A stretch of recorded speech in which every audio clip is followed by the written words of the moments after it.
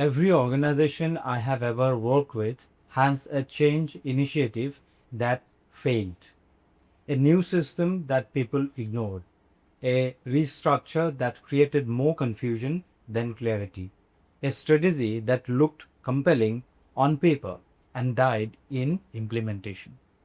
And the explanation given almost every time is the same: people resistant.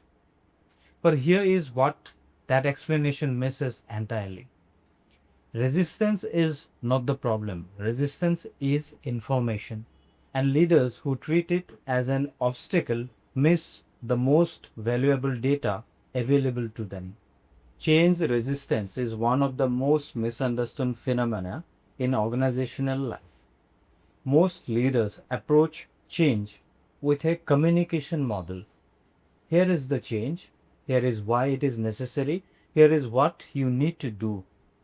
Announcement followed by implementation followed by enforcement.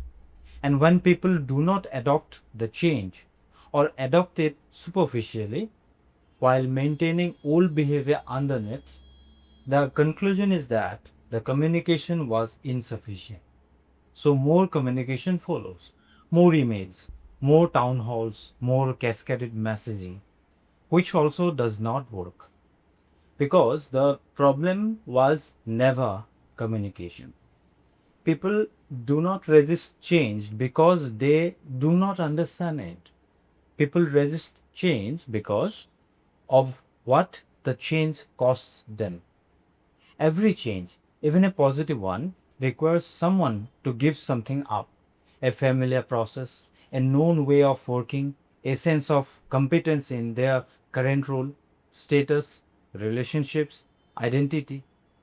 These losses are real, they are significant, and they are almost never acknowledged in the communication. When a leader announces a change without acknowledging what it costs the people affected, those people hear one thing: my experience of this change does not matter.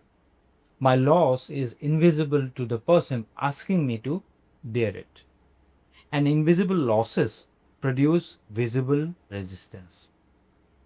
Three things leaders do differently with change. First, acknowledge the loss before asking for the move. Before any change conversation, before you explain why the change is necessary, before you describe what the new world looks like, acknowledge what the change costs the people you are speaking to. Not performatively, genuinely. I know this changes how you have been working for 3 years. I know you have built that expertise in that current system, and that expertise will feel less relevant in the new one. I know this is disruptive, and I want to acknowledge that honestly before we talk about what comes next. That acknowledgement does not slow the change, it enables it. Because the person who feels their loss has been seen is far more willing to engage with the change than the person who feels their loss has been dismissed. Second, involve before announcing.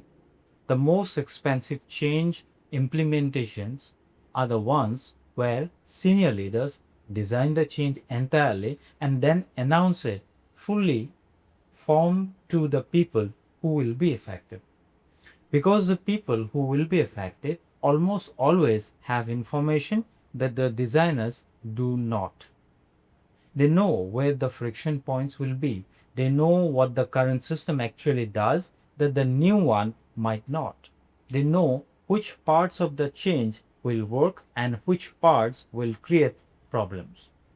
When that knowledge is excluded from the design, the implementation reveals it the hard way through failure, workaround, and resistance. Involving people in the design of change before it is announced does two things simultaneously. It improves the quality of the change itself and it creates ownership in the people who will implement it because they helped build it. Third, name what stays the same. One of the most underused tools in change leadership is explicitly identifying what is not changing. Change creates uncertainty, and uncertainty for most people in most contexts is experienced as threat. The brain scans for danger, and when the environment is uncertain, it finds danger in more places than exist. When leaders name explicitly what is staying the same, the values that will not change, the relationship that will remain, the aspects of the work that will continue, they reduce the uncertainty load. They give people stable ground to stand on while the rest shifts. This is not a spin. It is not minimizing the change. It is providing accurate information about what is certain in an environment that otherwise feels entirely uncertain. A senior leader in a corporate organization asked me to help with a change implementation that had stalled. A new performance management system was being introduced 6 months in. Adoption was superficial. Managers were completing the forms. The quality of the conversation underneath the forms had not changed. When I interviewed managers and team members, the pattern was clear. Nobody had been asked what they thought before the system was designed. The announcement had been clear about the benefits of the new system and silent about what the old system had done well.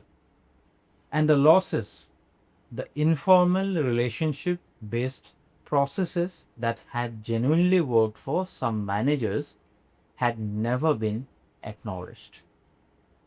The resistance was not irrational. It was the entirely rational response of people whose experience had been excluded from a process that affected them directly. We did not redesign the system, we redesigned the conversation around it. The senior leader held team conversations, not to re-announce the system, but to acknowledge what had been lost, to ask what was not working about the implementation, and to involve managers in adapting the process for their specific context. Adoption shifted significantly within 2 months. Not because the system changed, because the people felt their experience finally mattered. Here is your challenge this week. Think about a change you are currently implementing or planning. Have you acknowledged what it costs the people affected? Have you involved them in the design rather than only the announcement? Have you named what is staying the same? If not, start there. Before the next communication, before the next cascade. Tell me in the comments what is the most poorly handled change you have experienced in an organization. CHROs, DM me change and let us talk about change implementation that actually works. I am Bikash Kalita, CEO. Next.